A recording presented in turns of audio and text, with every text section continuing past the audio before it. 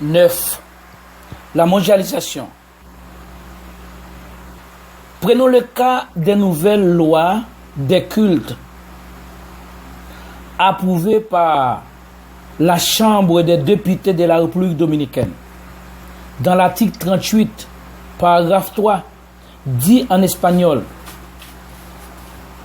ou en français, la tradition française, c'est le gouvernement dominicain garantit l'assistance religieuse aux forces terrestres, aériennes et maritimes, et dans ce sens, les corps d'aumôniers militaires ou les chapelains, police communautaire, seront établis avec graduation des officiers de membres du culte, que son association religieuse approuve et le Conseil national des associations religieuses sollicite tel statut aux autorités compétentes.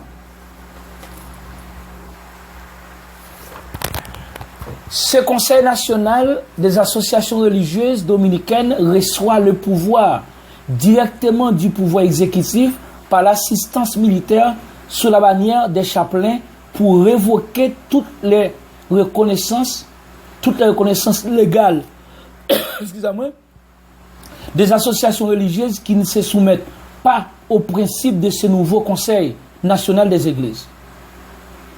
Ce conseil a le pouvoir d'arrestation et d'emprisonnement des violateurs religieux en utilisant sa force militaire religieuse locale que sont les chapelains, et en cas d'exécution plus rapide, on envoie les polices communautaires. Peu d'eux ont la capacité intellectuelle et théologique des chapelains. Il y a 8 associations qui forment ce Conseil national des associations et religieuses, lesquelles sont un président désigné par le pouvoir exécutif. Cette personne doit éviter que pendant sa présidence soit liée à une religion. 2.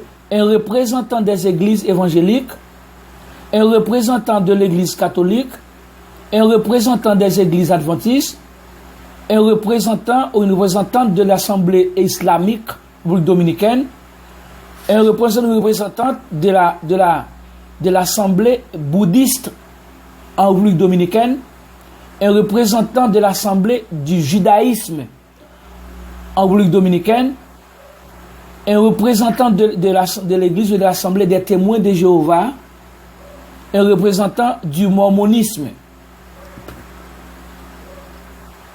Les fonctions du Conseil national des associations religieuses sont administrer les fonds de l'État qui sont destinés à subventionner les associations religieuses, soit l'Église, école, université, etc. Les institutions religieuses doivent être reconnues par le Conseil national des églises avant de recevoir subventions sociales et économiques de la part du gouvernement local à travers de son Conseil national des églises. Cela veut dire que toutes les associations de caractère religieux qui se fonctionnent sur le territoire ou qui se fonctionnent sur le territoire du pays, non seulement doivent être reconnues par le Conseil, mais économiquement, socialement et spirituellement parlant, doivent dépendre dans toute leur acuité du gouvernement local. Elles n'ont pas le droit de recueillir ni offrandes ni dîmes, car tous les besoins de ces églises dépendent de la caisse d'État. Pour être un pasteur et un évêque, selon l'article 9 des statuts du Conseil national des associations religieuses, le Conseil national des associations religieuses se compose des personnes ayant le niveau hiérarchique le plus élevé.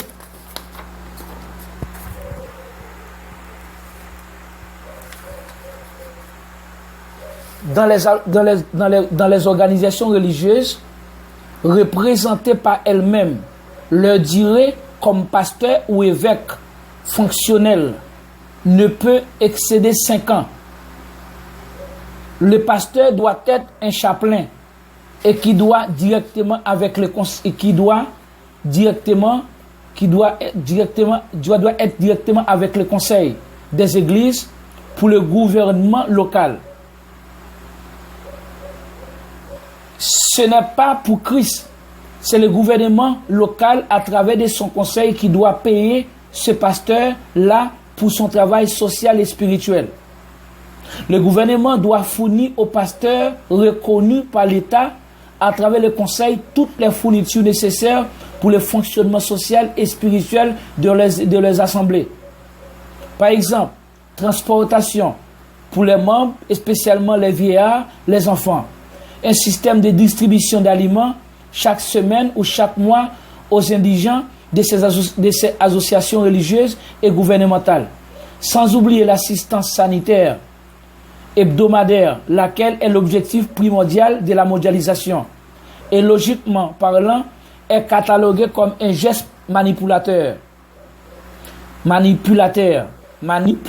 ok? Ce plan gouvernemental est destiné pour les églises qui appartiennent au gouvernement. Ce n'est pas pour l'église du Christ, laquelle a déjà son plan tracé ou présenté par les apôtres. Jean, à son troisième épître, au verset 5 et 8, dit: bien-aimé, tu agis fidèlement dans ce que tu fais pour les frères et même pour les étrangers, lesquels ont rendu témoignage de ta charité en présence de l'Église. Tu feras bien de pouvoir à leur voyage d'une manière digne de Dieu. C'est pour le nom de Jésus-Christ qu'ils sont partis, sans rien recevoir des païens. Je répète, car c'est pour le nom de Jésus-Christ qu'ils sont partis, sans rien recevoir des païens. Nous devons donc accueillir de tels hommes afin d'être ouvriers avec eux pour la vérité. Et l'apôtre Paul a eu la même position, que celui à qui l'on enseigne la parole fasse part de tous ses biens à celui qui l'enseigne. Je répète, que celui à qui l'on enseigne la parole fasse part de tous ses biens à celui qui l'enseigne. Galates 6, verset 6. Ici, les parts sociales ou économiques des pasteurs et des enseignants de Jésus-Christ doivent venir des enseignants ou des membres de la même église sans aucune intervention gouvernementale. Les enseignants chrétiens doivent recevoir leur salaire de la part de leur assemblée chrétienne. Ce n'est pas du gouvernement. Cette assistance gouvernementale à l'église du Christ est cataloguée comme un autre type de profanation au temple de Dieu. Sur le salaire des pasteurs ou des enseignants de la parole, lisons ce que Paul a dit: que les anciens qui dirigent bien soient jugés dignes d'un double honneur, surtout ceux qui travaillent à la prédication et à l'enseignement. Car l'Écriture dit: tu n'en muselleras point le bœuf quand il foule le grain, et l'ouvrier mérite son salaire. 1 Timothée 5. Les pasteurs ou les enseignants de Jésus-Christ doivent être contents, se montrant satisfaits pour ce qu'ils ont reçu comme salaire, soit petite ou grande quantité. Sur ce point, Paul a augmenté les paroles suivantes. Si nous avons la nourriture et les vêtements, cela nous suffira. Mais ceux qui veulent s'enrichir tombent dans la tentation, dans le piège et dans beaucoup de désirs insensés et pernicieux qui plongent les hommes dans la ruine et la perdition. Car l'amour de l'argent est une racine de tous les maux. Et quelques-uns, en étant possédés, se sont égarés loin de la foi et se sont jetés eux-mêmes dans bien des tourments. 1 Timothée 6. Paul insiste encore que la situation sociale ou économique des indigents chrétiens doivent être transformées ou résolues par les frères et sœurs de l'Église du Christ, non par les païens ou les gouvernements humains. Nous vous faisons connaître, frères, la grâce de Dieu qui s'est manifestée dans les églises de la Macédoine, au milieu de beaucoup de tribulations qui les ont éprouvées. Leur joie débordante et leur pauvreté profonde ont produit avec abondance et de riches libéralités de leur part. Ils ont, je l'atteste, donné volontairement selon leurs moyens et même au-delà de leurs moyens. Nous demandons avec la grande instance la grâce de prendre part à l'assistance destinée au salaire des Corinthiens, non, l'assistance destinée aux saints des Corinthiens 8. Ici, Paul dit dans les églises, pas dans les gouvernements humains.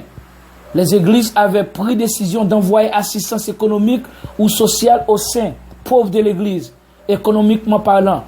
Ici, on voit clair que toutes les contributions païennes, soit sociales, soit économiques, soit spirituelles, sont exclues dans l'unique église du Christ. À tout à l'heure.